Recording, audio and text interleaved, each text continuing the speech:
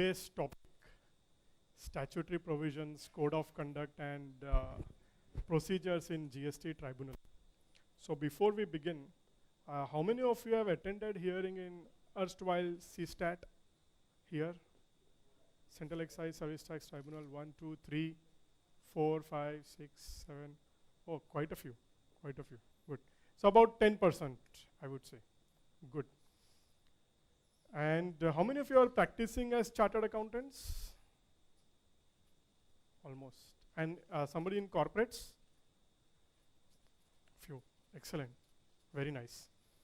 So 10%, as I see, are members who have attended earlier CSTAT.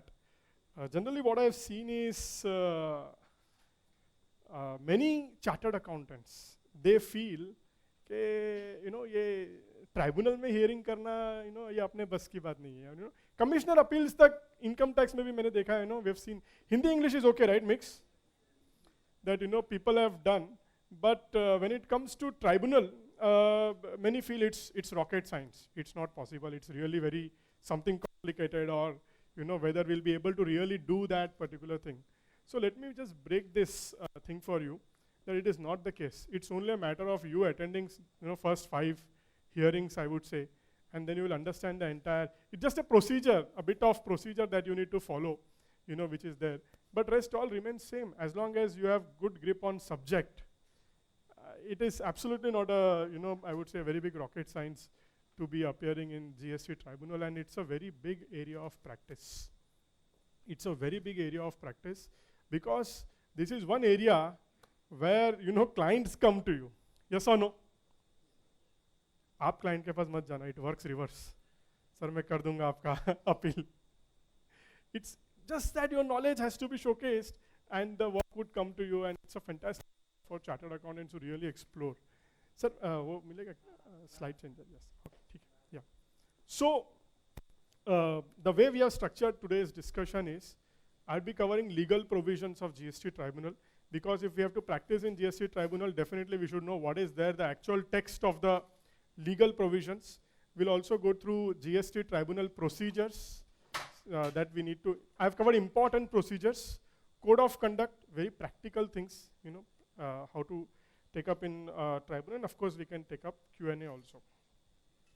We can also make it very discussion oriented. Let us say you have any query or question, just raise your hand. I would be happy to answer then and there, rather than saying that nahi Q&A last mein karenge, because I generally prefer more of interactive based. So if you have any queries, just raise hand. It will be learning for me, it will be learning for rest of all as well. So before I go into the actual subject, it has been like what, 8 years since GST has been implemented. It was actually very good opportunity for government to set right all the past problems, and GST was an opportunity to work afresh and put all the cases on track. Correct? Today in CSTAT, we see that matters are pending for 7 years, 8 years after the appeal is filed. And now the same thing is going to happen even in GST. Yes or no? We are already 8 years into GST. And then government says, no, this is the problem, that is the problem, and that's why we are unable to file the, make the tribunal functional. But who has created all these problems? Originally, when this GST tribunal structure was formed, it was deliberately structured in a manner that the decisions would go in favor, majorly in the favor of government. I don't know if you're aware, but statistics says in CSTAT, the Central Excise Service Tax Tribunal, 70% or more, the cases were in the favor of taxpayers. 70% or more. So what happened in the original structure, in the tribunal, the bench is there, right? The bench, there are technical members and there are judicial members. Technical members are nothing but ex-department officers. And we all know what is the understanding of law of officers, and also the biasness towards the implementation of the same. So 2 technical members can pass an order. That is how it was structured. Then it was very strongly objected by Madras Tax Bar Association, The matter was discussed in Madras High Court, went to Supreme Court. Finally, Supreme Court told that this entire thing is unconstitutional. It is incorrect, illegal. And hence, they have amended the entire GST Act rules, and we'll discuss what is the revised structure and all those things. But the quantum of litigation that has created in the process, I don't know whether you're aware, but corporate balance sheets across the length and breadth of industries is filled with litigation under GST. Yes or no? Tremendous litigation is created, right from very basic number-based litigation to a matter directly impacting the basic structure of the constitution, impacting right to equality. All types of litigations are created under GST. So whether it is delayed, yes, but at least now it has. The expectation is that tribunal would be operational. I would say, I don't know whether I should really give a time to this, because every time I've given a time in the past, I have been proven wrong. So I would not want to give a time, but the way things are progressing and whatever we speak to the officers and all, it seems it would be operational now much faster, because the appointments are also in place. Infrastructure is also in place, it seems. Especially Pune, at least they know the location and all those things are finalized. So we expect that this financial year, this would be in place. The tribunal should be in place. Original framework of the constitution did not contain any specific provision that allowed for creation of tribunals. Bit of history. Originally, when the constitution was formed, there was no concept of tribunals. It only came later in 1976 by way of 42nd Amendment in the Constitution, where they brought this entire, tribunals to be formed by way of 323A and 323B of the Constitution of India. Because the entire reason of having this tribunal was to reduce the burden of the courts. Correct? Please understand. The entire reason of having someone question, sir, already High Court hai, High Court mein hum ja rahe, work is happening, so why we need tribunal in middle? We cannot go for so much matters to High Courts, because if everything would go to High Court, then there are other matters in High Court would get disturbed. The entire reason of tribunal is to reduce the burden on courts, to filter out the cases before it really goes to High Court. That's the idea. So the original, tribunal structure which was formed, it did not had High Court. In the sense, let's say there is a decision by tribunal, you need not go to High Court. That has to directly go to Supreme Court only. You need not have to even go to High Court, the decision of tribunal. This was challenged in this landmark judgment of Chandra Kumar, wherein it is held that, judicial review is a basic structure. Hence, later on, this principle came into picture, wherein even a decision passed by tribunal cannot be directly going to Supreme Court. Exceptions can be there, but it has to go through High Court. So that is what, this was a landmark judgment that has placed the, I would say, foundation. These are the tribunals that are already there. Income tax, we all know, CSTAT, Green Tribunal, NCLT, and of course now the GST Appellate Tribunal also comes. So this is broadly the flow of litigation under GST. There is a show cause notice against which you need to file a reply. Then comes order in original, against we need to file appeal. There is a first appeal. First appeal is with the appellate authority. Generally it is taken by the DC appeals or JC appeals in various locations, even commissioner appeals also. So that is the first appellate authority. So that is also quasi judicial function by the first appellate authority. In the CBIC itself, officers, we see that particular thing being there. Then comes appellate tribunal. So if the order of the first appellate authority, which is called as OIA, order in appeal, the order passed by the adjudicating authority is called as OIO, order in original. So order in original, we need to go to the first appellate authority. In service tax, there was this provision where certain order in originals beyond a particular amount, or if it is passed by the commissioner, or certain types of matters, let us say classification or valuation, they could have directly gone to the tribunal. But in GST, there is nothing like that. GST, there is nothing like that. Order in originals are passed by only DC appeals, or DC or JC. It is not passed by the commissioner. Hence, everything that is passed, each and everything comes directly to tribunal. First to the first appellate authority and then to the tribunal. So, and then if an order of a tribunal is negative, then you go to High Court, and of course afterwards from High Court to Supreme Court. Whatever Supreme Court says becomes the law of the land. Is this statement correct? Whatever Supreme Court says, finally, is the law of the land.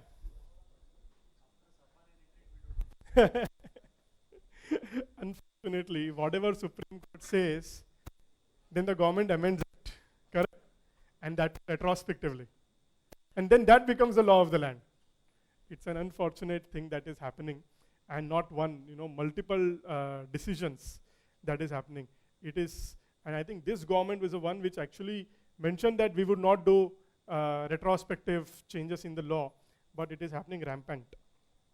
And that too through rules, without even impacting, the act. And sometimes the stakes involved are very, very high.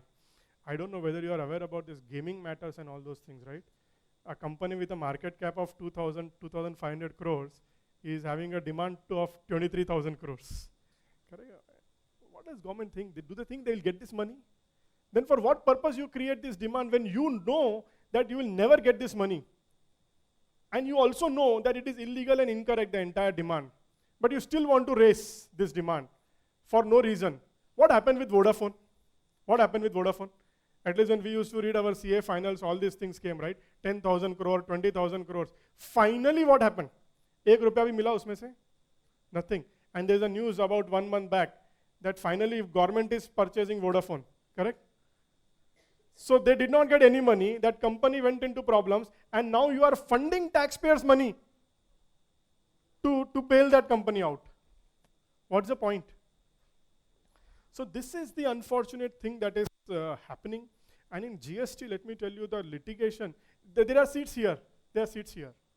Front side, yeah. In GST, the amount of litigation, see, income tax mein kya hota hai? Income tax is on the profit, correct? GST is on the turnover. So any wrong done, I'll give you an example. Let us say there is a wrong classification done. Automobile industry is burning with classification issues. It is a part of a vehicle or not a part of a vehicle. So let us say a company with 300 crores, और उन्होंने 28% का 18 लगा दिया. 10% is the demand. So 30 crores is a straight GST demand for one financial year. You add up interest and penalties. 5 साल का interest लगाओ, equal amount penalty लगाओ, which is equal to 90 crores 1 year. And this comes for 5 years. 90 crores into 5, whatever, 400 crores. Turnover is 300 crores. GST, anything, even small mistake, the issues are very high. The complications or the risk is very, very high. Now let us go into actual understanding of the legal provisions of this appellate tribunal. Section 112 is one of the important sections. The reason I have deliberately quoted the section as it is, because we are all chartered accountants. I felt it would be right on look at it bare act, a bare provision, at least the important provisions. Let me keep it bare so that I can explain them in a proper manner. Any person aggrieved can file an appeal, which means it need not be a person who is party to the order. Please understand. It need not be a person who is party to the order. There can be some consequences flowing from the order, let us say to the director. There can be some consequences flowing from the order to the director of the company, is also a person aggrieved, can go for filing of an appeal before the tribunal. Very, very important is the time limit provided here is within 3 months. Within 3 months. 3 months from the date on which the order sought to be appealed against is communicated. date on which the order sought to be appealed is communicated. And the communication term is given under section 169, correct? 169. So all this today what is happening is email के ऊपर order आता है, yes?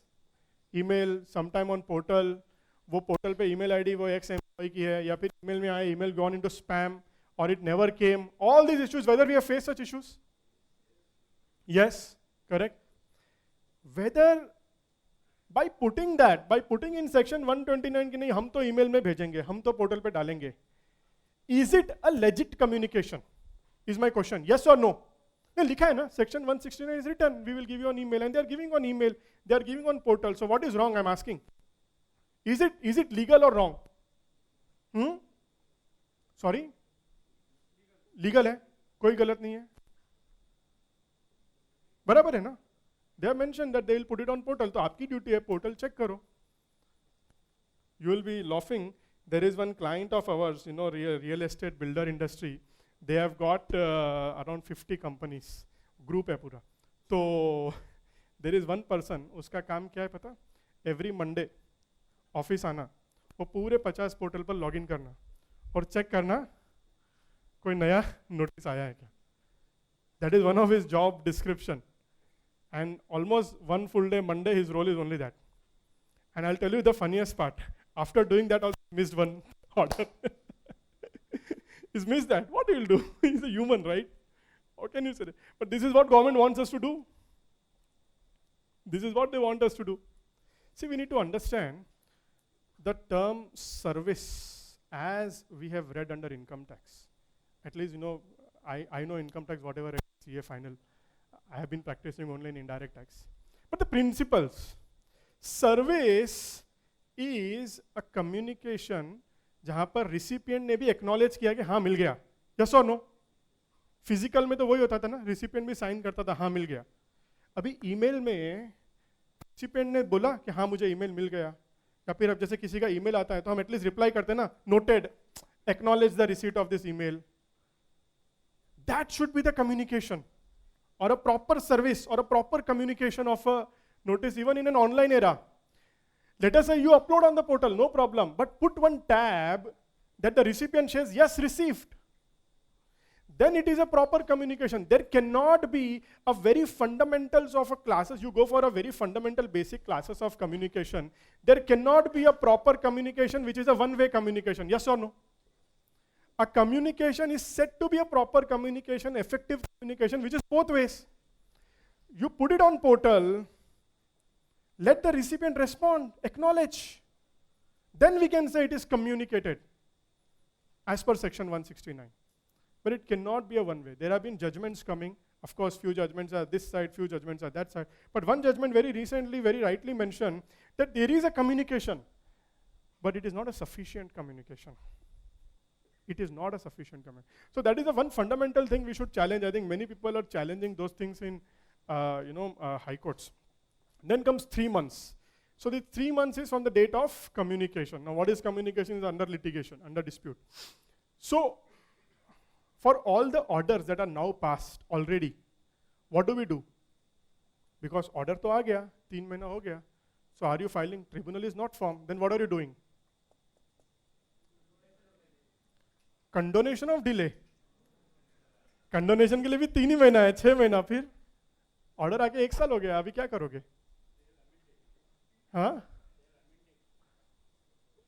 Yes,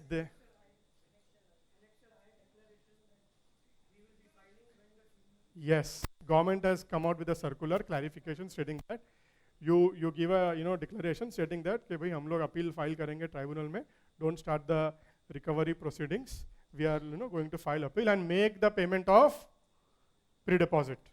How far that is legal is another question.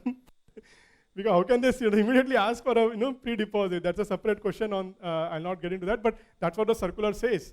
And there is a separate mechanism, ledger, DRC 03A, and all those things they have brought. So this is that circular is there, 224, where they have given the entire procedure in detail. So no need to pay. Many times clients get worried. There is a client, उसका एक बहुत clear है, उसको last 3 साल से sir, every month he makes me one call, sir, tribunal आ गया क्या? Because it's a refund matter. So he says, sir, tribunal again, every time I say, sir, nahi aaya, we'll let you know once it comes. But we need to communicate to our clients that, this is what we need to do, at least वो letter. अगर वो letter नहीं लिखोगे, now my worry is people have not written that letter, because in that circular there is one language which is very tricky. It says that it would be deemed as if you are, confirming to pay. Something like that is there. My problem is if somebody has not written that letter, then and tomorrow when the tribunal comes, they want to file an appeal, whether department would create unnecessary ruckus, using 224 as the basis. So let us see. But right now, no need to pay anything to government. Pre-deposit, make the payment, write a letter as long as you want to file an appeal. So this is what as may be notified by the government. There were a lot of these questions came because the president got appointed. So it is now notified and it is ready. Abhi to karna hi appeal. All these questions came now clarified. So this is 112, very important section. Then it says that appellate tribunal may at its discretion refuse to admit if the amount does not exceed 50,000 rupees. They have this power. Chota mota abhi please mat aao, pay kar do. They can refuse to admit the appeal.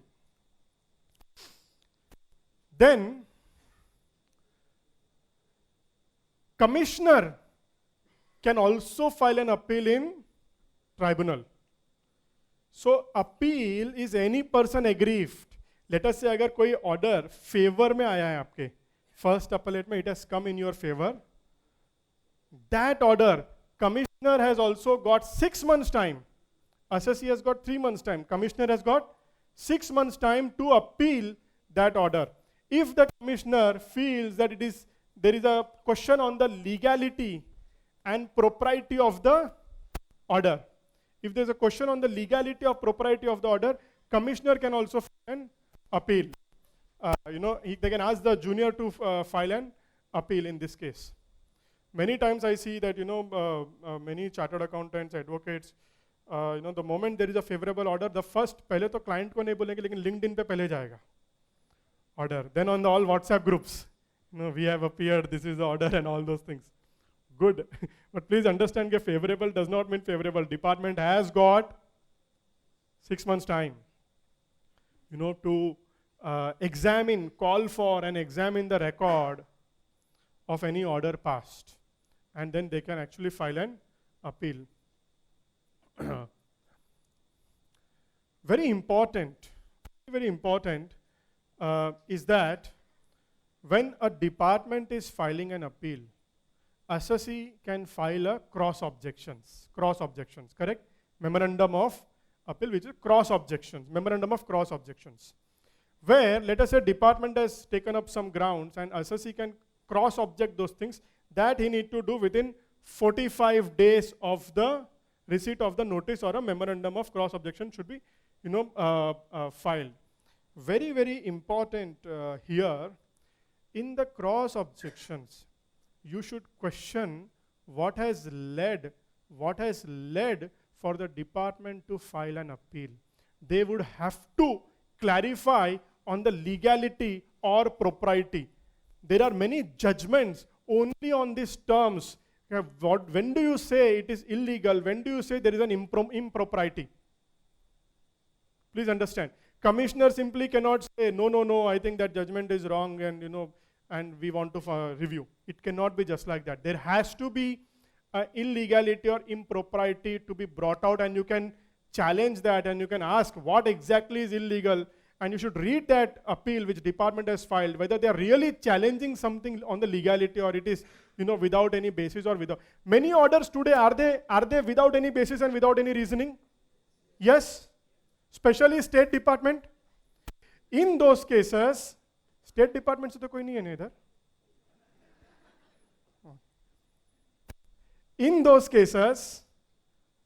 cases, before getting into merits, first question that legality or propriety.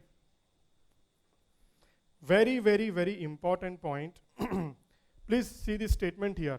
Notwithstanding that he may not have appealed against such order or part thereof. What are they trying to say? is, let us say there is an order of 1 crore, out of which department has given a favorable order of 90 lakhs and an against of 10 lakhs. तो हम भी फिर client को क्या बोलते हैं, 10 लाख है भर दो, as long as assume payable or whatever it is. Let's say there was an interpretation, gray area, client says I don't want to litigate, pay it off, 10 lakhs, paid. But later, that 90 lakhs department has gone for appeal, which earlier was in favor, correct? And then the time limit of that 3 months or 6 months for you to file appeal, including the condonation, is passed, is gone. Now department has gone for appeal. Now you say if department has gone for appeal, then I would want to, contest the entire 1 crore. Yes or no? In that case, even if the time limit is passed, you can still appeal that particular matter as if, this term as if is important. Slide changer nahi hai kya? Okay, that as if is important. As if it were an appeal presented within time. That's an important right or a power that we have in case of a memorandum of cross objections. Correct? Please understand, in the memorandum of cross objections, you have got only 45 days time, and you need to object to whatever the points department has raised. So that is how, and how to object, how to draft. Vivek is there, he would cover that in detail. Yes, sir.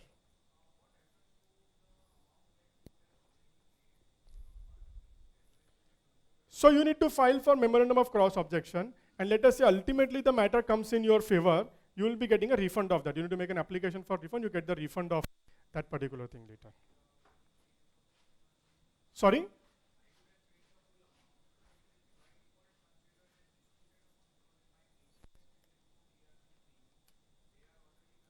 That is what they are carrying, but that circular actually clarifies that. In the letter, you can call that it is a, it's a disputed amount, not an admitted amount, and they can consider that. In fact, that point is covered in 224, very categorically. Then comes payment of pre-deposit. So, first of all, this serial number A, whatever is admitted has to be paid in full. Admitted, jo admit kiya, that you need to pay in full. Correct? Very important. Especially, in our office when let's say sometimes articles or some juniors are drafting, be very careful. Ek column admit ka, table upar niche kar diya, then it becomes a very big problem. And these are happening, let me tell you, 1 0, 2 zeros, all these scenes we have seen in GST. Sir, ek zero galti se ho gaya. How many of you face this problem of 1 0? 1, 2, 3, 4, 5, my God, so many people, yes. So, be careful on these things. On the disputed amount, a sum equal to 10% of the remaining amount of tax in dispute. 10% to be at the first appellate, 10% here. This was originally 20%. Usko kam karke abhi, they made it 10%. So 20%, both first appellate, second appellate milke, almost 20% is gone. One can argue that this is a very high amount. Already 20% to le liya aapne, all those things. But yes, this is what government feels. Earlier service tax regime, there used to be concept of stay. Then later they brought this concept of pre-deposit somewhere in 2015. I would say at least it has reduced the burden of litigation. Whether we can challenge this pre-deposit, yes, there are some judgments, I'll come to it. 10% of the amount in dispute or a maximum of 20 crores. Problem क्या होता है ना, ये लोग जब GST law बनाते हैं तो ये लोग अमाउंट लिखते हैं 20 करोड़, वो अमाउंट लिखते हैं सीजीएसटी एक्ट में. इनको ये नहीं पता कि भाई एसजीएसटी का भी 20 करोड़ देना है. वो 20 मिलके हो गया 40 crore. So it is 40 crore, not 20 crore. Earlier it was crore, which is now reduced to 40 crores. So maximum amount is 40 crores. 40 crores maximum किसका जाएगा? We have seen the kind of notices and all those things come, right? 100 crores, 200-300 crore is a very common litigation in GST. I remember in excise के time पे, I have seen the highest case that time to 2015 में 1.8 crore. 1.8 crore का litigation. अब तो ऐसा 1.8 crore, अच्छा चलो article को बोलते हैं, ड्राफ्ट करके देना. It has become crazy. So,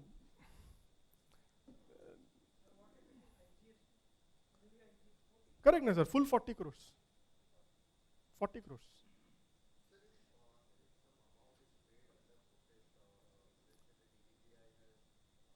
We can offset that against pre-deposit, yes. We should be able to offset that in a pre-deposit. Yes.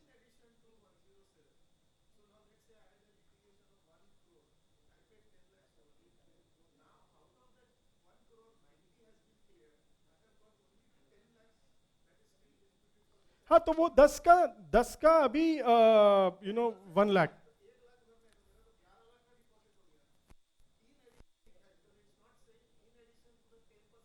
तो आप बोल रहे हो कि वो 10 लाख ऑलरेडी पहला भरा हुआ था तो मेरा सेटिस्फाई हो गया. I think that should be taken care. Correct ना Vivek? Yes, that should be taken care because is already paid in the earlier.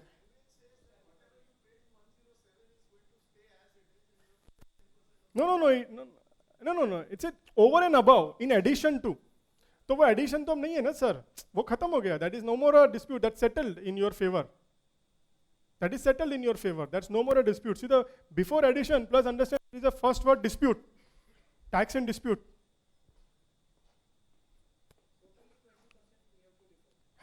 Of the total amount, which is in your case, I don't think there should be a scenario 11 lakhs coming. That would be against the principle of natural justice. 10 lakh के tax में 11 lakh. Okay. नहीं, उसका refund लेकर इधर 1 लाख भरो. That's what you're saying. But then I think already that is deposited, so there's no point of we going to claim refund and again depositing. Yes, we can actually suggest that to client because what happens then you are saving 10 lakhs. Okay, take that refund of 10 lakhs, it's a simple application to be made, and then you just simply deposit 1 lakh. You're saving 9 lakhs in that. That's also possible. That's a different matter, sir.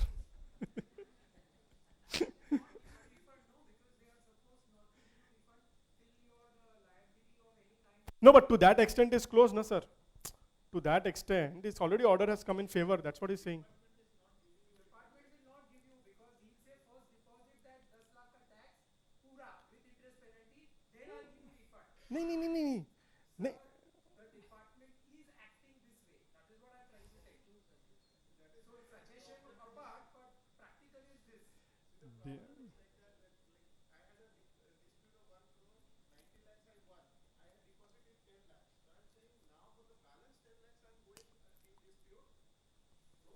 Hello.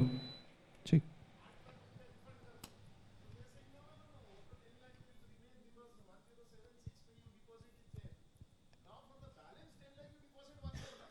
Rather than saying, okay. In my opinion, that is not correct. At least that is not in line with the law. Of course, the way department is behaving is, I fully agree with sir. I have seen last 6 months it has been rampant in the State Department.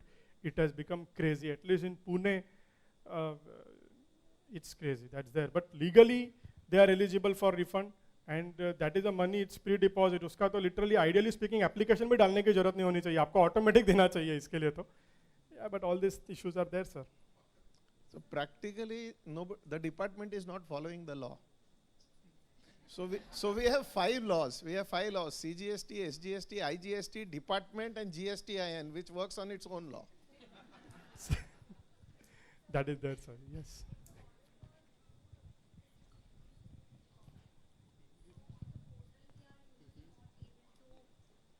On the portal, we are usually not. You should able ask to- the officer to upload the order on the portal. And now what they are doing is there's a special ledger they have created, 3A. Through that 3A, you need to, make You this. have to link payment. it, but say, we have. No, even in those cases, manual what you have done, that circular 224 clarifies that even you have paid through DRC 03, that can get adjusted. There is a procedure. Circular 224 So the clarifies. DRC 0, so to the extent you have blocked the amount on your portal and you've not created the DRC 03, will it be considered a pre-deposit? I doubt. Ultimately, see, there is a difference between depositing and payment. No, matlab you have kept that balance. नहीं is नहीं always नहीं नहीं वो there. नहीं माना जाएगा. That is like a balance in your Google Paytm. Okay. So, unless a sum of 10% of the set, If it is tax interest penalty, then this percentage has to be calculated only on tax. If the order is only of penalty, where there is no tax, then this percentage has to be calculated on the penalty portion. Never ever the situation will come where the percentage is also calculated on the interest. Interest पे नहीं होगा, correct? And refund matters में तो वैसे भी नहीं होगा because there is nothing to be payable, correct? Stay of recovery. The moment we make this pre-deposit, the recovery proceedings will be deemed to be stayed. But unfortunately, again here, as sir has rightly mentioned, department ko to, even after we file appeal, they say they want to initiate recovery. They don't even wait for 3 months. Yes or no? Immediate recovery proceedings are initiated. But the moment appeal is filed, the recovery proceeding, and you make the payment of pre-deposit, the recovery proceedings are stayed. There is no separate stay application required. Then this is the form and manner. APL 05 is electronic, basically that tribunal appeal. Manual can be done in the special cases basis the general order. They give an acknowledgement. Then there is a filing fee. Filing fee is rupees 2,000 for every 1 lakh of the demand. Every 1 lakh of the tax portion, it is rupees 2,000, maximum of 50,000 rupees. It's a very high filing fee, yes or no? In excise service tax was 10,000 rupees. It's a very high filing fee. Now imagine a person who needs to go for a litigation and a tribunal, 2-4-5 lakh का case तो कोई sense ही नहीं बनता है. Because उसको filing fee देना है, फिर हमारे charges देना है, correct? फिर वो बोलेगा नहीं सर आपका सब वो आप देख लो. अरे कहाँ से देख ले? How do we see? 50,000 is a filing fee. Then there is a paperwork and all those things, like documentation charges. अच्छा, now there is another in the tribunal rules. Translation charges. अगर आपका मराठी में इसमें उसमें कोई document है, they not accept. उसका translation. Very recently we did one translation for filing a writ in High Court, and the translator himself has charged big amount to convert that agreement of. We did not even consider that in our fees. वो court में जाने के बाद पता चला. So all these cumulative charges itself come to 70,000-80,000 rupees, and then your fee, and then to file. So I don't know any 5 lakhs ke niche wala appeal whether it is worth, on a pure financial aspect. So I think this is what is the summary of what we have discussed. I'll not repeat this. So 3 months is the time limit. Then there is another 3 months with condonation. You need to file a application for condonation of delay. And there is another additional 3 months which can be given by the department. Sufficient cause has to be shown. Condonation में ऐसा नहीं है कि we can simply say and they'll condone every time. Sufficient cause has to be shown. Yes, Chetan. Yeah, we'll be sharing this PPT. Yes.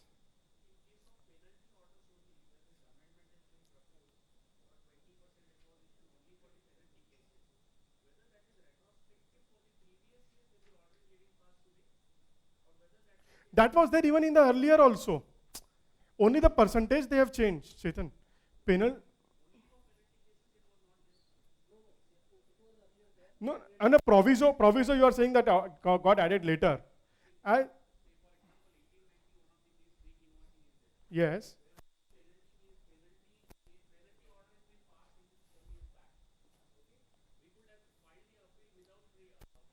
In my opinion, that was always there, because in excise service tax also this law was like this only.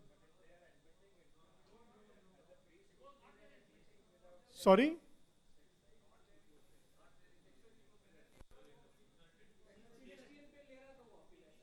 अच्छा, portal पे it was.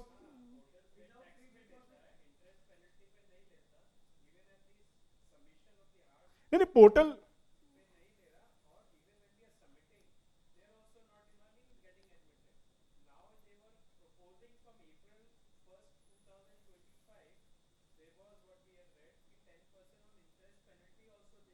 Not on interest, sir. Yes, on penalty. No, see, that is already in place, but his question is whether it was retroactive. That I need to check once whether, in my opinion, it was always there when GST law came.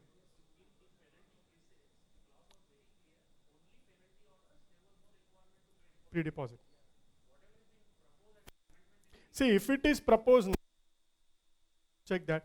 Has to be prospective. It cannot be retrospective. It has to be prospective only, yes. But then see. that 20% was made 10%. So overall it was 30%. 30 came to ultimate 20 overall pre-deposit. ठीक है. Yet to be made effective. Yet to be made effective. So it has to be only prospective. Yes. Next is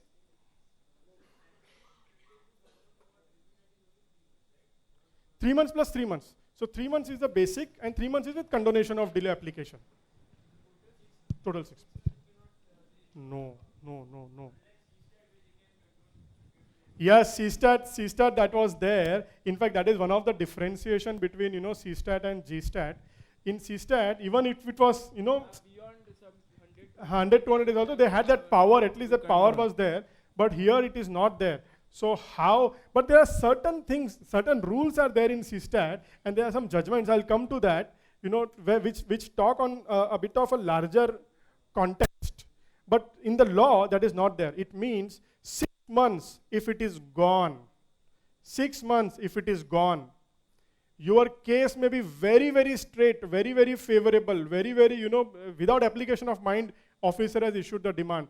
Still, there is absolutely within the framework of GST law, there is no legal recourse. That is there. The amount has to be paid. What are the powers of tribunal while they pass the orders? They can either confirm the order or they can modify the order. Let us say 1 crore is the demand. They can say, no, out of 1 crore, 50 lakhs is proper. 50 lakhs is only the, actual legitimate. So they can modify the order.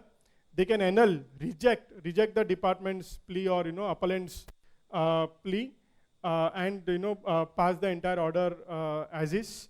And or they can refer back the case. Very, very important. They can refer back the case with such directions as it may think fit for a fresh adjudication or decision. Very, very important that tribunal, when it refers back a case, it gives a directions. And when it gives a that is also an order. Please understand. When the tribunal refers back the case by giving a directions, the adjudicating authority has to follow only those directions. Adjudicating authority then cannot do the complete new thing, but that directions, after that following that directions, the adjudicating authority will pass one more order, correct? But if you are aggrieved by the direction itself, then first you need to file appeal against this order. Please understand, challenging the very directions, it will go to the High Court. There was a case recently where the assessee did not file appeal on this. Finally, it was directed and the adjudicating authority followed the directions and then passed an order. And then they told, we want to challenge the, the way he has calculated. I told, not possible. Not possible. You should have challenged that order. So this is also an order. Please understand. Adjournment of hearings.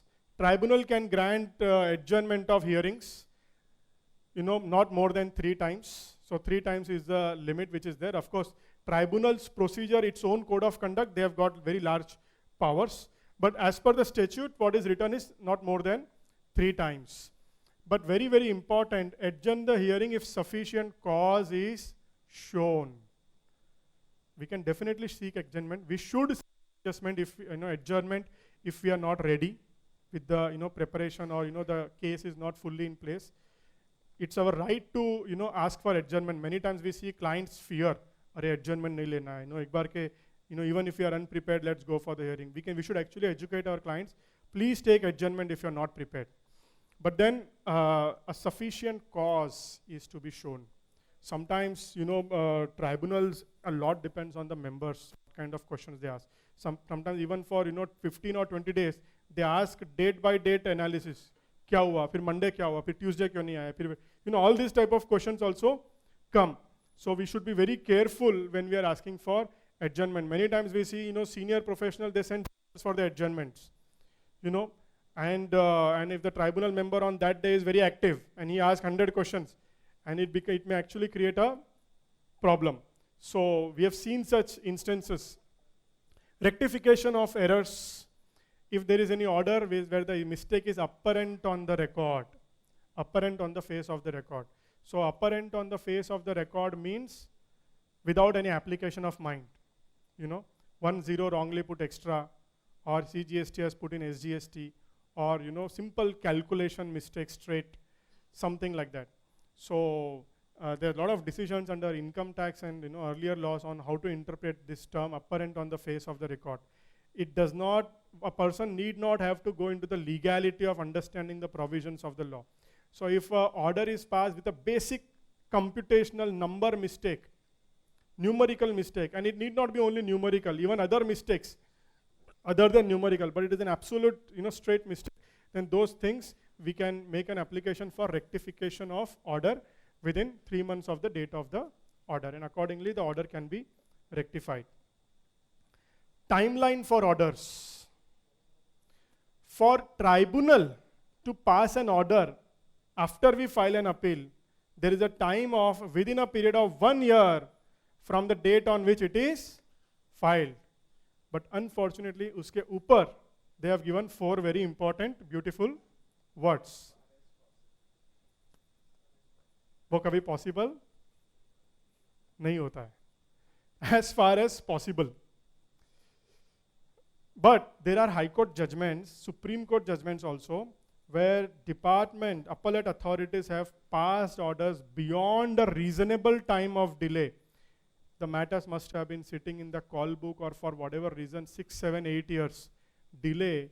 There was one case where 10 years later the order was passed, and we can challenge those particular things, and they need to really give a proper sufficient reasoning why it got so much delayed. And Supreme Courts have actually given judgments in favor, where the tribunals, where not just tribunals, even adjudicating authority or appellate authorities' orders are delayed by a very, very significant time. For no reason, the department slept over the years and suddenly you want to pass an order, you can challenge those things. There are judgments in favor. No, even earlier law, there's language was there, sir. There was this time limit in the excise also, it was there, yes. Basis that only it was challenged, that there is a time limit. Now comes to the composition of the tribunal benches. So after all that has happened, yes.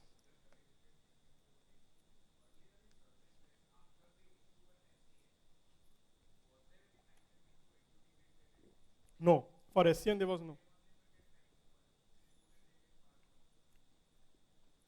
After the SCN was issued, the adjudication, no, that's what I'm saying. No? For adjudication also there was a time limit. There was no time limit for the assessee to reply to the show cause notice, there was no time limit. But I mean, see, once the matter, there was a time limit even earlier, there was a time limit, but there was this rider, as far as possible rider was there. So there was a time limit even in the earlier law, but never that happened. Adjudication happened after 7 years or 8 years also, especially in central tax. This was always the case, because matters used to be in call book or something like that. Yeah, it was passed like that only.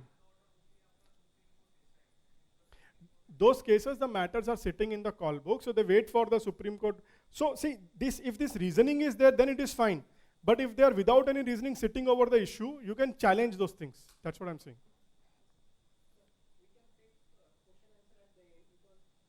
Yeah, I was actually wondering on that part only. So I'll just complete my discussion and then we can take questions. So composition of the tribunal benches. After this amendment, whatever that has happened, finally the Supreme Court has come into the picture. And there are 4, there is going to be a principal bench and a state bench. Principal bench is in New Delhi, state benches in all the states.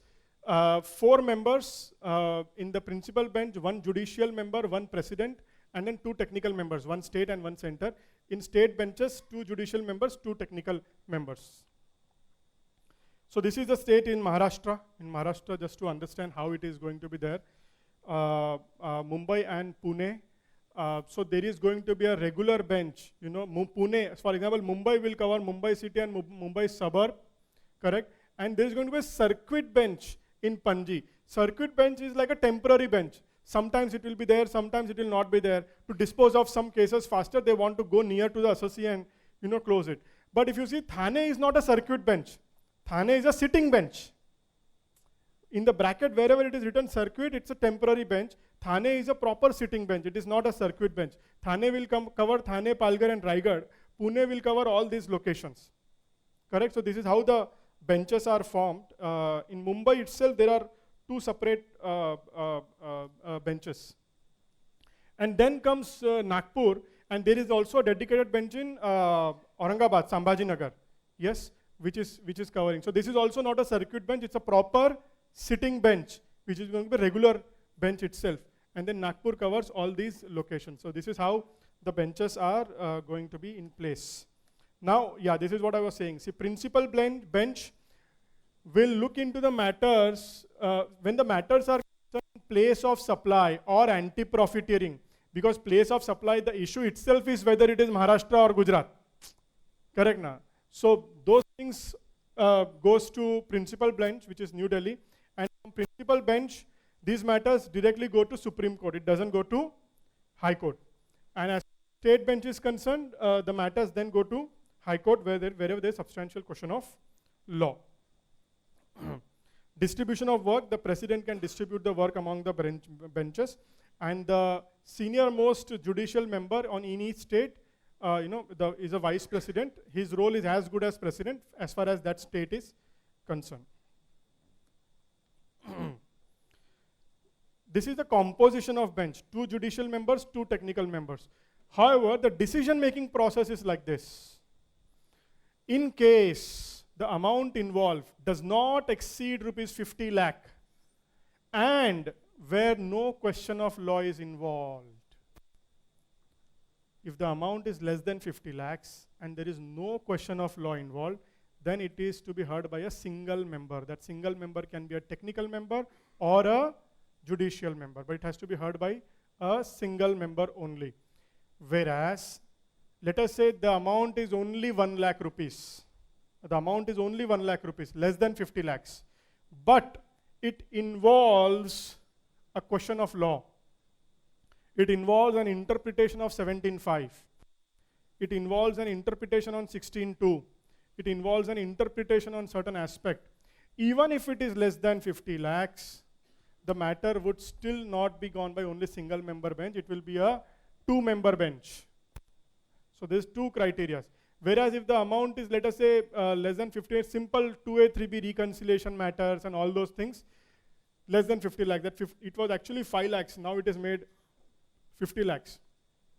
In all other cases, to be heard together by a judicial member and a technical member. In case there is a difference of opinion. Whether there will be difference of opinion among the members? Yes. Sometimes when we go to the tribunal, there will be, let us say one senior member is there, one junior member is there. Junior member doesn't talk much. Correct? The senior member only interacts, understands and all those things. Sometimes the junior member will be sleeping. Yes or no? They'll be sleeping. You are worried whether he's listening or not listening. All these, things happen. He's there in mobile or whatever. So we have seen all these instances that are there. In that case, there will not be a difference of opinion. But if both the members are active, listening properly, questioning and all those things, then there is a chances of difference of opinion. And if it is so, then the matter goes to a 3rd member. In the case of principal bench, 3rd member from the same sort of other state, from any other state. In the case of state bench, 3rd member of the same state or any other state, whatever, how the president decides to distribute. And then the opinion of the 3rd member is sought, and depend on the majority, the judgment is passed. So many times when we see larger bench judgment, correct? Many times we call, right, it is a larger bench judgment. So larger bench judgment means by a 3-member or a 5-member bench judgment. Those are called as a larger bench judgments. Many times in the larger bench judgments, the minority member, he may although his opinion is not ultimately a decision, but he still wants his opinion to be recorded, because if the matter goes to the High Court would actually go through on what reasoning he has given a negative judgment. So there are cases where a minority judgment is ultimately upheld. In the case of Supreme Court, Larsen and Toubro was one of the landmark judgments where that large minority judge remarks were used to give a favorable judgment later by the Supreme Court. Validity of proceedings would not be said to be defective merely on grounds of any of vacancy or defect. So that's a clause which is there. Then comes this qualifications of the members. So president, the term is 4 years plus 2 years. The term of the members is 4 years, extendable maximum by 2 years. Beyond 6 years, they cannot be a member at all. In fact, this is also being challenged in the High Court. Okay, how can you have that term of 4 years and ask them to go, because then his independence is impacted, because he would always want that 2 years extension to be done, and you are asking them to sit in the bench where they are looking for extension. It is like a promotion or extension. So those things also are under question. This has been challenged, the 4 years criteria. And then there is an age limit of minimum age of 50 years. I don't know why do they want to put that. Is it that below 50 years people are non-competent or something? Or they don't have enough competence or so? See, first you put all these criteria and then you say we are not finding members. We are not finding enough members for the bench, and hence Supreme Court says, why this GST tribunal is not in place? No, we are searching for the members, it is still not in place. And then you put all these criteria of 50 years and all these things. So then, judge of the Supreme Court, this is one good thing. If there is a person who is an advocate with substantial experience in indirect tax for 10 years, he can also become a judicial member. So Rajesh bhai, LLB कर लो, अभी क्या है? Anyway, so this is, I'll tell you, none of the persons, who is practicing or, who is doing, nobody wants to go and sit in that bench and, become a judge, what the kind of work that is there. And then you leave your practice, everything, and go over there, and then there's no, only 4 years. Afterwards, we don't know what will happen. Who will go over there? And that's where, members don't want to come. At least the competent people don't want to come. And then there are a lot of incompetent people in department. You don't know the kind of lobbying going on in department right now to reserve a seat of a technical member. Crazy lobby going on. We hear all these cases from officers. Power to regulate procedure, tribunal is like a self-regulated body. They can define their own procedures, all those things. They are as good as, powers vested in like a civil code of civil procedure is applicable to them. And now details of the powers. Quickly, we'll look at GST tribunal procedure. Whenever you file, computation of time period is being made. The day of order should be excluded, and the last day, if it is a holiday, that also has to be excluded. Sitting hours 10:30 to 4:30 p.m. उसमें भी 1 घंटा lunch. 10:30 to 1:30 and 2:30 to 4 o'clock. 4:30, correct? And then we have number of cases pending across length and breadth. Working hours is 9:30. This is for the registry and all those things. All those things start at 9:30. Tribunal has inherent powers. Now this is where I am on that question which was asked, right? There are certain provisions in the rules where whether this COD can tribunal still give. See, one thing we need to understand, that tribunal is nothing but a creature of law, creature of the GST law. So whether tribunal can, in its powers, go beyond the very statutory provisions of the GST Act? No. They cannot go, because it is a creation of GST law itself. But then there are certain provisions where it's given tribunal has got inherent powers. They can use the inherent powers to give such orders or such directions as may be necessary for meeting the ends of justice or to prevent abuse of the process. And they are like similar. There are few more provisions given in the rules, which is something we need to evaluate in bit more detail on, especially on the COD side, whether they really have the power. Because please understand, on the COD, that they have not filed within the time limit that is there, but the matter is gone. There is no justice to that person once that time limit is. There are some judgments. I'll come to that on this.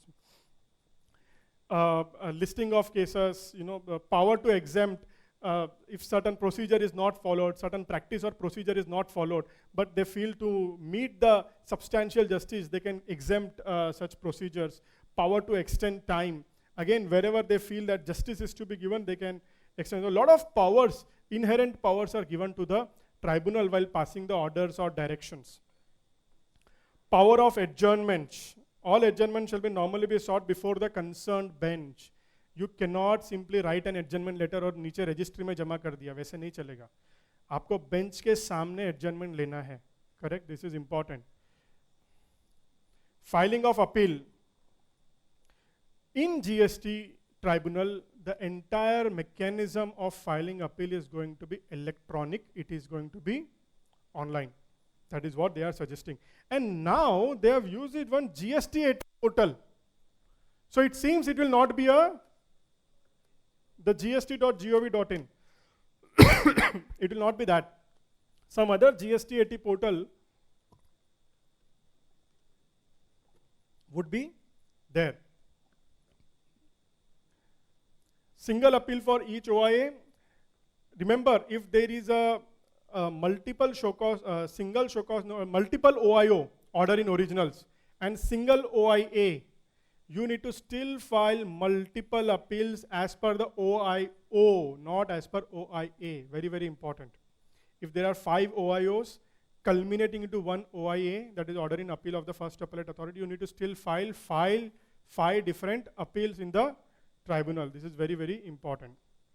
Certain aspects where I would say the clarity is missing is this DGGI matters.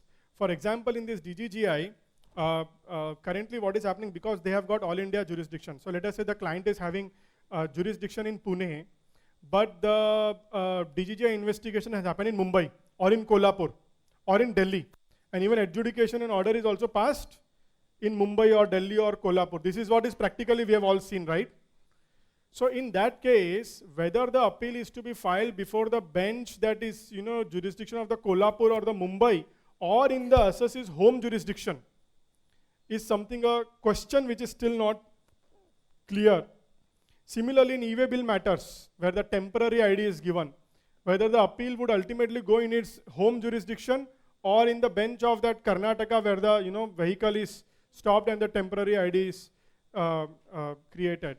So these are some jurisdictional questions. Similarly, many times assessees would have multiple places of business. Let us say I have a place of business in Pune. There is also one more place of business in Aurangabad, and this matter is pertaining to the place of business in Aurangabad. Correct. So, but my principal place of business was Maharashtra in Pune only, as per this thing. Then where do my tribunal bench go? Does it go to Pune C-stat bench, G-stat bench, or to the Aurangabad? Is something still not very clear. I would say as law goes, or maybe more clarification, these all things would evolve, because these are the situations that are coming in GST regime. They were not there in hitherto earlier regime. If multiple OIAs are issued to multiple persons and multiple persons are aggrieved, then all the multiple persons would have to file separate appeals. Documents, a certified copy of the order appealed against. Whatever is the order that you are appealing, a certified copy is required. Certified copy need not be the original copy. Even if you have a duplicate copy, you can put a true copy stamp and certify and apply that. So that is good enough. Every appeal shall be, or pleading shall be signed and verified by the party concerned. Every appeal should be signed by the party concerned. But the next statement is little important. At the foot of every appeal or pleading, along with all relevant documents, including relied upon documents, there shall appear the name and signature of the authorized representative. Yani, if we are the authorized representative, appeal, on the foot of the appeal, all relevant documents, including relied upon documents, पर हमको sign करना है. We need to sign as a chartered accountant or as an advocate, you know. Now, this is a big thing.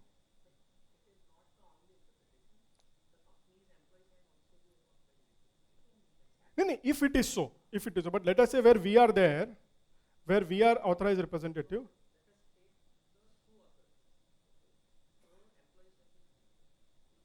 That's a practical, way of looking at it. But see, the question that comes is why government has done this, or why CSTAT rules are saying this. Maybe it is because CSTAT judges are saying that when you are producing any document before us, we are relying on you as an authorized representative. So first you take the responsibility of that document. First you take the responsibility of that document. Hence, many times when we do the bunching and all those things, we give this to, so there is one clerk, not even a junior, not even an article, there is a clerk in office, admin, who does all this paperwork. And on all those things you are signing ultimately. So how to be really having some system or process in place in office to be very sure of correctness and truthness of the documents that are being relied upon and which are being attached and going in the entire bunch, because that is where you need to sign and in a way authenticate the truthness and correctness of all those documents. That's an important part.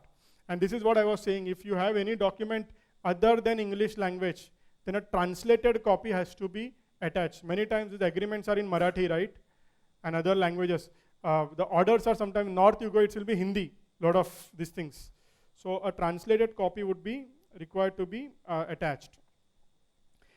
Certified to be true translated copy. Now we need to certify that it is also a true translated copy.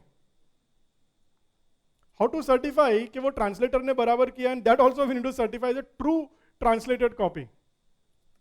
So these are some critical things. The respondent will always be commissioner. It will not be JC, DC and all those things. The respondent is always going to be commissioner. Yes, sir. Yes. Digitally. It is on the portal, yes.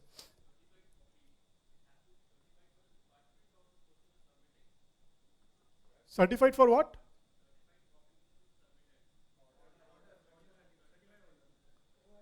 OI, no, see, if you have the original copy of the OIA, anyway the original copy. If not, then the true copy, authorized representative, can simply put a true copy stamp and certify. Not by the department. Filing of rejoinder, if at the time of hearing you see that additional facts are brought, you want to give a rejoinder, you need to give it an advance copy to be served upon the respondent within 1 month. Daily cause list would be, produced, but I think daily it becomes really difficult that a person comes to know just a day before about the next hearing. Currently CSTAT does weekly, which I'm assuming they will also ultimately do weekly, because especially people who are traveling from out of station becomes easy. Service of communication, they have referred back to section 169. Already we have discussed section 169 has its own problems in its interpretation. Hearing of appeal. So tribunal, if let us say a representative, authorized representative does not appear, then the tribunal can dismiss the appeal and decide it on merits. They can dismiss and decide on merits. Later, if assessee is aggrieved by that order, they can actually file an application for interlocutory application for restoration of the appeal, and basis the sufficient cause. If it is satisfied, tribunal can restore that appeal which is dismissed, which was dismissed because you did not appear. And similarly, if respondents does not appear, then they simply pass an ex parte order, because respondent has not appeared. So in a case where department is in appeal and we have not appeared, then that option is also not there. It's simply an ex parte order. Difference of opinion we have already covered. Production of additional evidence. Now production of additional evidence, rule 45 is little wider. Here it says they can even take additional evidence to enable it to pass order or for any sufficient cause, or if the case is decided without giving sufficient opportunity. So tribunal has got a lot of powers to even take the additional evidence.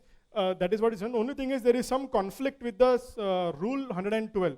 These are the SysStat procedures. Rule 112 gives only 3 scenarios in which the additional evidence can be, accepted. So how to resolve this dichotomy of this thing is to be looked at. Generally this has to be read in a wider sense, because the ultimate goal is to meet the substance of the justice. So if there is any additional evidence which was prevented to be given in the earlier, this thing, or there was a natural justice that got impacted, tribunal does accept it. Authorized representative, you need to give a proper wakalatnama. There is a format of wakalatnama. It has to be there in that, basically, authorization letter. Change of authorization. If the authorization was appointed, was given to X, and at the time of hearing they want to give it to a Y, so they need to take NOC from the X on this thing. If X is not giving NOC, then you need to go before the tribunal and put this as a plea. Tribunal would grant the authorization to you. Operative portion of the order. The operative portion of order should be in the last para, where all orders or direction of the bench shall be stated in clear and precise from the last paragraph of the order. Who can be the authorized representative? I'll not go into the details of that.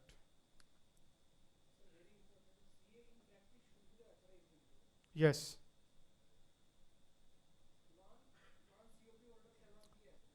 Non-COP holder. So part-time practice also should be allowed, in my opinion, right? Part-time COPs.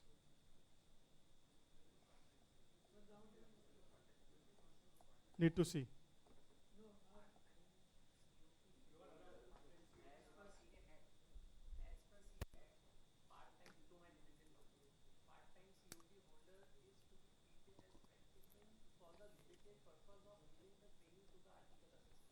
Acha.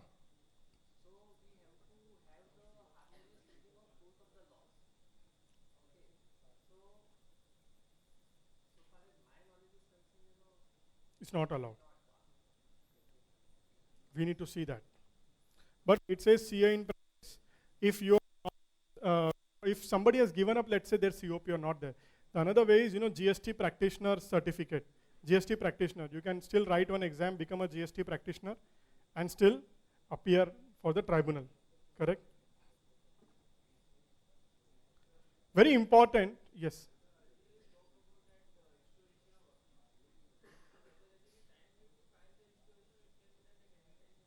Interlocutory application is to be done for that. I think there is something mentioned about the interlocutory application in the rules. I have not checked that. There's something mentioned about the interlocutory. There's a rule for that. I'll get back to you on that particular thing.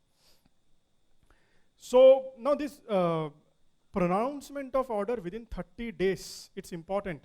Once the hearing is done, final hearing, they have to pronounce the order within 30 days.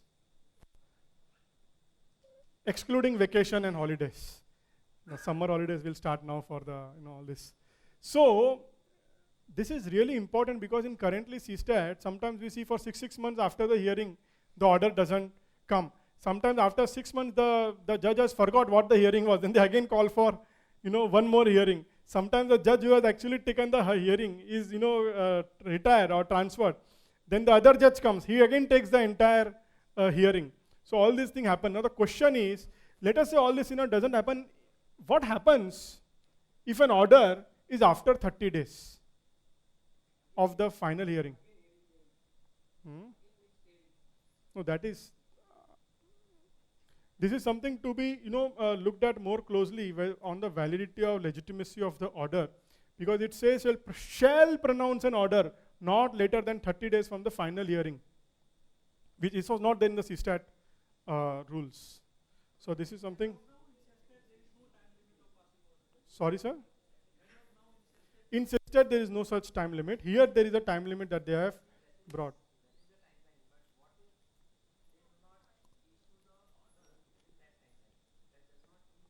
Ideally, yeah. Ideally, because there was one rule we saw, right? Power to extend time. It should ideal, because see, we need to understand the power of tribunal is very, very large, and it's a self-regulated body, and there is a inherent power is one rule we saw. We also saw power to extend time. Here, in my opinion, the shall has to be read as may. Shall has to be read as may. It cannot be that if it is not done in 30 days, the order becomes illegal. Very, very important is the last thing, and that is where, that condonation and all those things, I am being little positive. It says, enlargement of time. Tribunal may, in its discretion, from time to time, in the interest of justice and for reasons to be recorded, enlarge such period. Such period. These are some multiple rules where the powers are pretty, yes.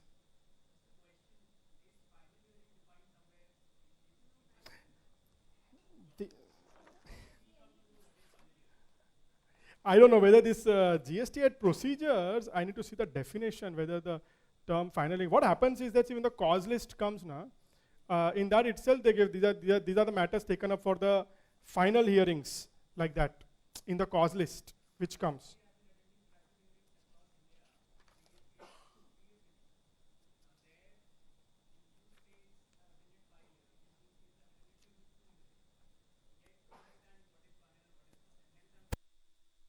It's not defined. Just now I saw, it is also not defined what is fine. But any which ways, as Vivek mentioned, that would not be taken cast in stone, looks like. Anyway, this is what is the electronic filing procedure. I'll not go into the details of this too much. They're trying to make it fully electronic. Hearing can be done virtually also. So no need to travel to the I think that's now anyway there in most of the high courts also. It's like that only. Award of costs, if something is, where the abuse of process of court is there, they can award cost or even, award the legal expenses. Then there is a dress code also given, what should be wore, black coat, collared, and for females, and, summer they are giving some relief for the court, all those things. Withdrawal of application, 113A provides a mechanism. Now this is what is, I just wanted to highlight, especially on the waiver of pre-deposit and on allowance of this condonation of delay. Few judgments, I just want to bring attention to few important judgments. Waiver of pre-deposit should not be sought as a matter of routine. See, tribunal mein what happens, once you are appearing regularly and you are constantly asking for waiver, then the judge will start saying you, कि आप हमेशा सिर्फ यही लेकर आते हो. All this thing happens because the face value matters a lot. It can be sought only in case of financial hardship or where procedural justice has been overlooked. So these are three important judgments. I would just want to cover key text of those judgments. It should be looked at only in rare and deserving cases where there is, inadequate reasoning for penalties imposed. Department has not given any reasoning for the penalties imposed, and now you are asking me to deposit 10% of that penalty. There's no proper reasoning. Imposing pre-deposit would disable business operations. You need to prove it beyond, with proper clarity. Petitioners having very limited means to pay. So all these judgments, then same issue has already been decided in favor of the appellant in earlier proceedings. You can seek a waiver of pre-deposit. We may, this is the observation of the tribunal, we may however consider a hypothetical case, supposing the correct value of the property is 10 lakhs and that is the value stated in the sale deed, but the registering officer erroneously determines it to be say 2 crores. In that case, while making a reference to the collector under 47A, the registering office will demand duty on 50% of 2 crores, which is 1 crore, instead of 10 lakhs. A party may not be able to pay this exorbitant duty demanded under the proviso to this thing. Are these similar instances there in GST? Yes or no? 10 lakh hai, then officer would want to put it 3 crores. Correct, वो फिर आपके सामने ही calculator लेगा, देखो आपको कितना भरना पड़ेगा, 3 करोड़ के ऊपर 10%, उससे तो कम में. राजेश भाई understood.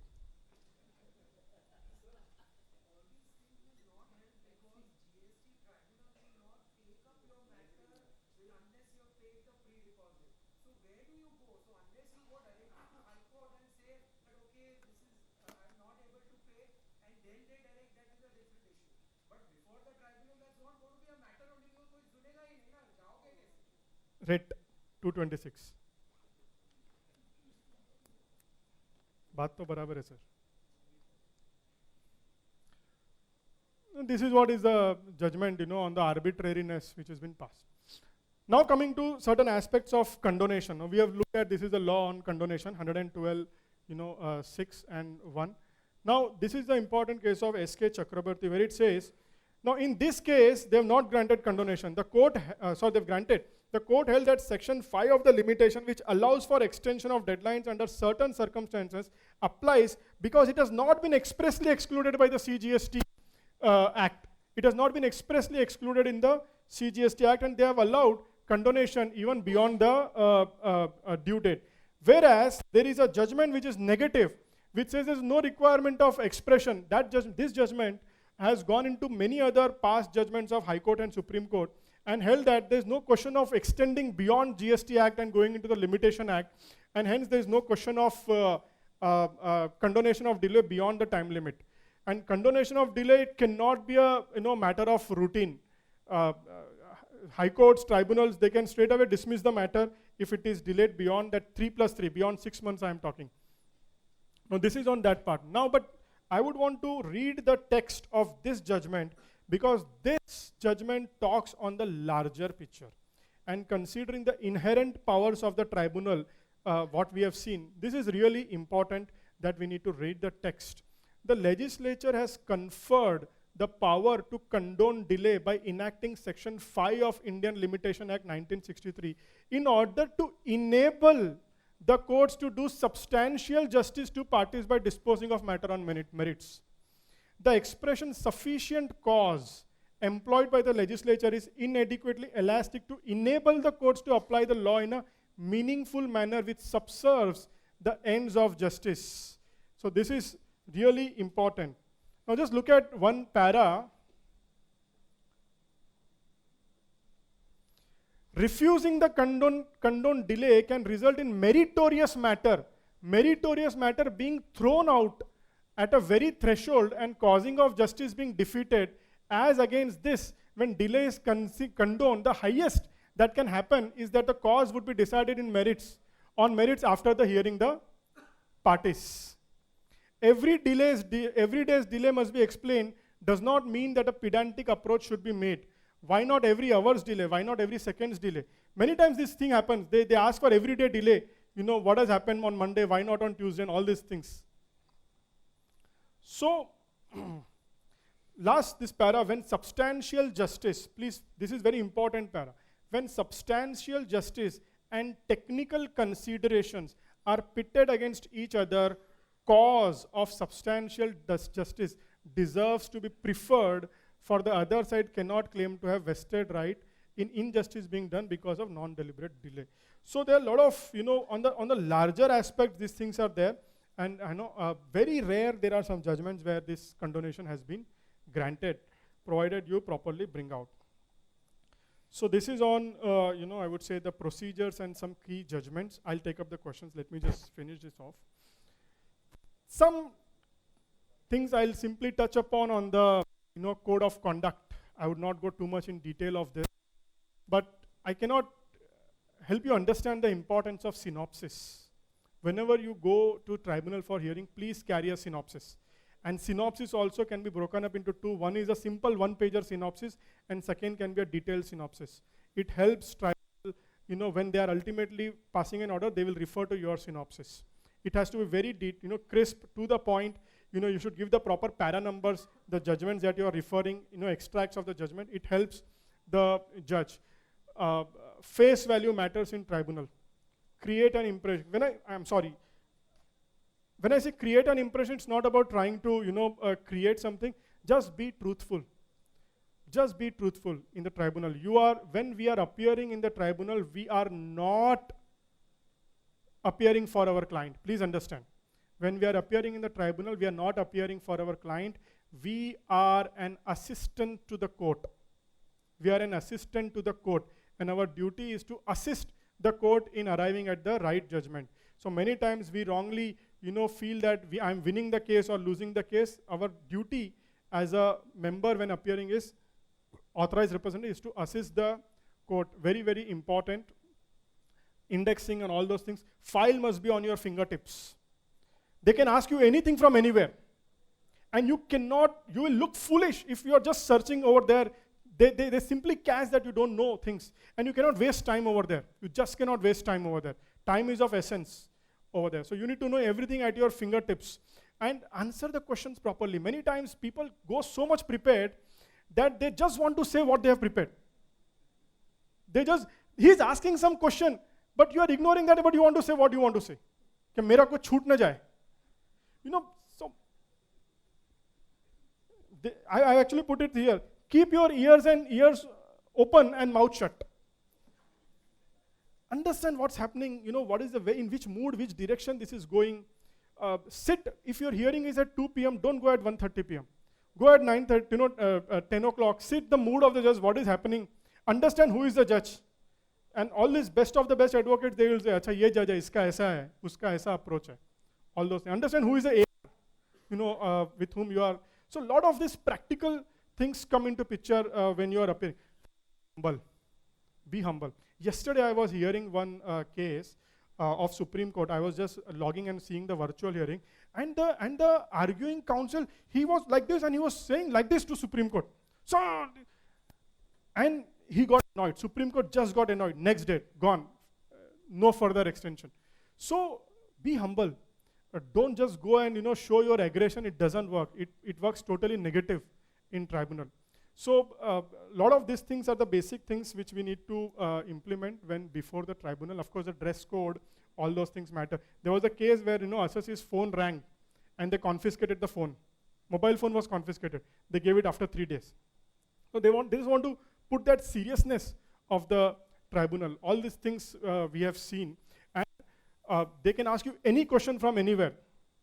So if you're not prepared, or don't try to dodge the question. Don't just try to dodge the question. If you don't know, better to say I don't know. The best thing that we can do, if something is there which has been asked, we are not prepared, seek time, seek extension. Seek extension. Give me some time, I'd like to prepare on this and come back. But no need to, be in hurry and concluding the case. A lot of things I've written, I'll not go into detail. The last thing is know when to stop. So I think I should know that. I've already delayed. This is on the practice. And yeah.